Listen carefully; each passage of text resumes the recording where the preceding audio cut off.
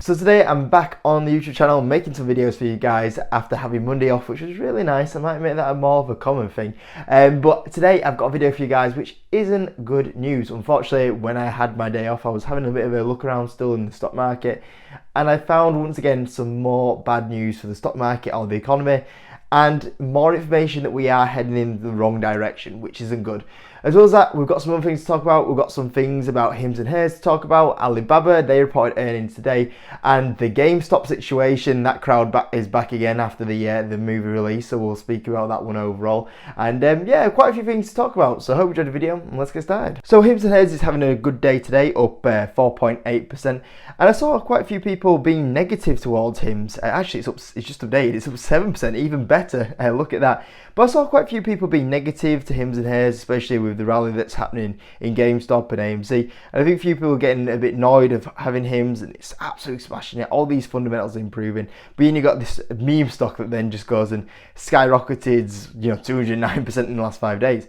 And I thought, as a long-term investor, just ignore this. I don't know why you're getting caught up in this. Maybe for a little bit of fun. That's what I'm personally doing. I'm following this for a little bit of fun.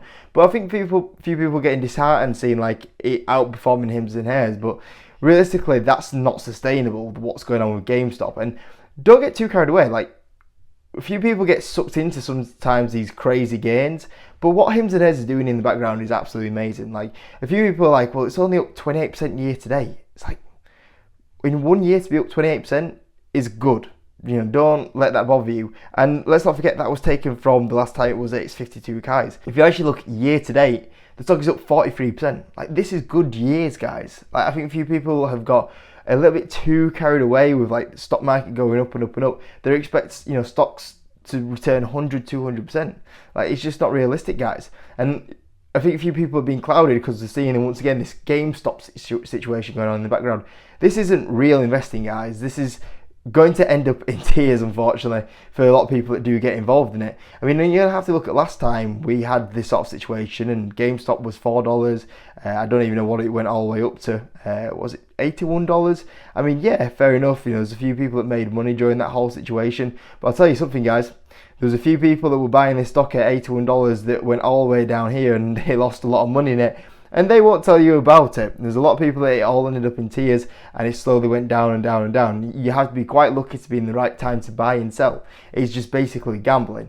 And that's what you don't want to get involved in. I mean, fair enough if you just want to go, you know what, I've got a bit of spare money I want to throw in for the bit of fun of it, you go do it. But last time this happened, it all ended up in tears. And in fact, a few people will say, when this sort of situation started going on in 2021, the last time we really peaked in an overvalued market was 2021. So the fact that this is now going on now is probably a little bit worrying to say that we're starting to see this come and creeping right now with the run that we've been on in the stock market. This was the indication of the real big peak of the stock market in 2021, where we got to very overvalued territory, very, very frothy valuations, and it's going on again, guys. So my first point was just a video on a bit of him today saying, like, for a few people that's saying like getting frustrated the stocks are not doing anything, guys, 43% in a year is a good year. And the other thing is, obviously with the GameStop situation, if you are getting involved in it, be very, very careful, because it ended up in tears last time, and there's a lot of people that lost money, and they will not be the ones that tell you they lost money, and it can end up going very wrong. So do be very careful with the GameStop situation and the AMC Entertainment Holdings situation. Obviously this all comes during the meme rally as the new Dumb Money film came out on Friday, and thinking people, let's go do that again. But guys, be very careful there. Next one, Alibaba. So Alibaba had a bit of a rough day. It says, as you can see here, Alibaba shares fall 7% after the Chinese tech posted an 86% drop in profit. And I saw this headline out in a few places, and I thought, I've never seen a company or mainstream media do this to a stock. I've never seen it throw off, oh, look at this big tech company that's down 86% in drop in profit. I've never seen them put this drop in profit in a title before. And I was thinking, like, this actually, the problem is that this isn't a proper drop in 86% profit. If you actually dig into the numbers, net income, as you can see here, It was a decrease of 96%, primarily attributed to the net loss of our investments in publicly traded companies during the quarter, compared to a net gain in the same quarter due to the mark-to-market changes, excluding share-based compensation expenses, gains, losses, investments, blah blah blah, a decrease of 11%. And there was a few more details on this, and I thought, okay, so this isn't actually a bottom line. This is actually what you've lost. There's other factors that have kind of come in here, and that's why when you were to look on maybe a non-GAAP basis, there wasn't that much of a drop on a non-GAAP basis. And there's a lot of times where a lot of businesses have this. You know, I remember a time where Amazon, they had a big devaluation they had to put down because of the Rivian investment, and that investment was going up and down a lot. And at no point was it mentioned, like, on mainstream media, like the drop in profitability on Amazon. And I think a few people would go, oh yeah, there was a drop in bottom line, but it's because of Rivian. Everyone was fine with that. All of a sudden I'm seeing this kind of making the headlines, and I think maybe the stock went, because I thought the numbers from Alibaba today were actually pretty good. And I'm surprised to see the stock go down on the numbers that they have done today. And I'm thinking, have they just kind of, there's a lot of mainstream media cause this fear with like, oh, 86% drop in profit, and maybe some of the new investors have not realised what's actually gone on in the background. Maybe a few of the bots, the algorithms, saw that headline and went, oh, you know, time to sell. And they've caught a few people off guard with these sort of headlines. And I thought, why have they gone with these headlines? They would not do this with the likes of Amazon, for example. And it makes me think, like, once again, you just see that kind of negativity from a mainstream media to maybe a Chinese company that they wouldn't have maybe done to a homegrown US stock. And I thought that was maybe a little bit naughty from a few of these outlets, especially like CNBC. I thought this was a little bit naughty.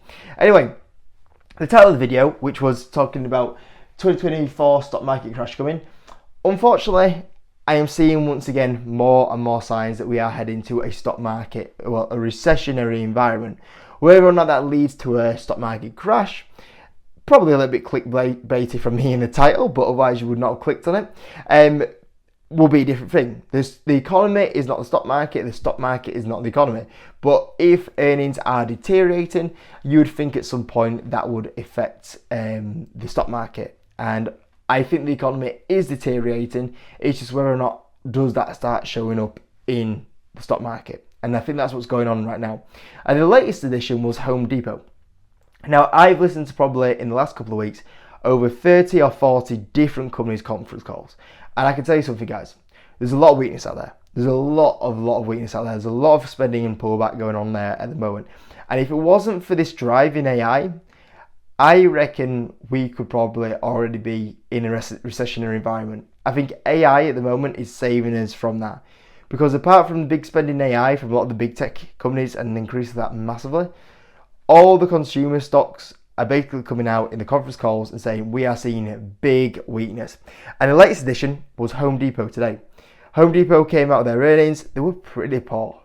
And even the CEO came out and said that, and while this quarter was impacted by a delayed start to spring, I love it when they have a poor quarter, these companies, and then they blame the weather. This is the classic get out clause. And continued softness in certain large products as well.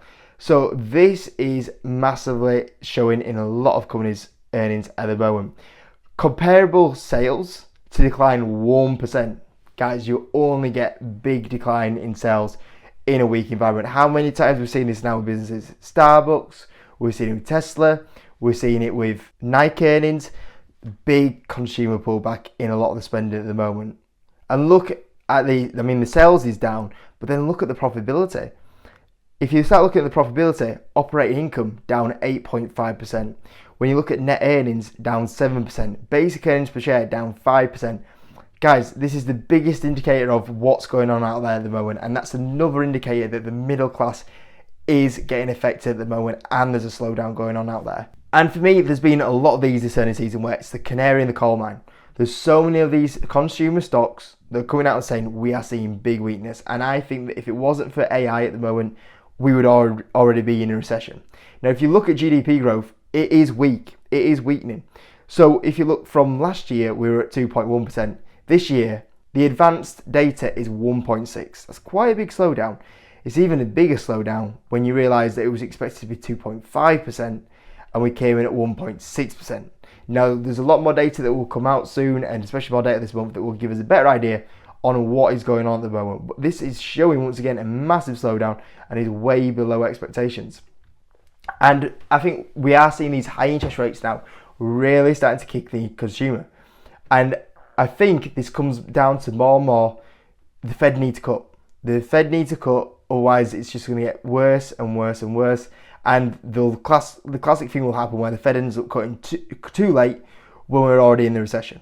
It's the classic thing that always happens. We were expecting a cut in June. It's now being pushed back to September. We were expecting 3 cuts. Now we're down to 2 cuts. I think it needs to happen. If it doesn't happen, it is going to be a big, big issue for the economy. And then will that lead to a stock market crash? That is the big issue that I'm seeing out there right now. Now, considering this, if we were to have a stock market crash, would it be that bad? Probably not. The reason why it wouldn't be that bad is that for me personally, for the last 6 months, I've been building up a cash pile. 6 months ago, there was so many opportunities out there in the market, or even longer, there was a lot more opportunities in the market. But in the last 6 months, those opportunities have looked a lot thinner. The data that we've seen has come more and more clear that there's a bit of weakness out there. And for someone like me, I've been building a cash position that's a lot higher. My cash pile went from basically everything I have into the market to in the last 6 months, okay, let's just hold a little bit back. And for me, I'm sitting around over a 10% cash pile, which is the largest I've had since 2021. So for me, I actually would not, I'm in a good position where if we were to have a crash, I would have the cash to go buy a lot of opportunities out there. And realistically, if we start getting the opportunity to buy HIMS instead of at $13, back at $8, $7, $6, would that be a bad thing? Probably not. So I wouldn't mind to have that opportunity again. And let's say that the cuts do come in time. Let's say that for the Fed come out and save the economy and save the stock market, and they do get these 2 cuts in, and people go, look, it's a bit bleak at the moment, but the cuts will start kicking in now, and we will start moving back in the right direction. Maybe they do it at the right time. And if that does happen, fair enough. I've still got a lot of money invested in the stock market where I win either way. So someone like myself, I win either way. If we do have the cuts, the Fed do save the economy, still do save the stock market, I still win because I've got most of my wealth in the stock market. I'm invested in a lot of stocks, some amazing businesses, and I'll do really well. But guess what? If we do see more of this weakening data, if we do see the Fed slow to react to what's going on out there, and we do have the crash, guess what? I'll win again because I'll be able to buy HIMS and hairs at $6 and $7, $8. I win either way.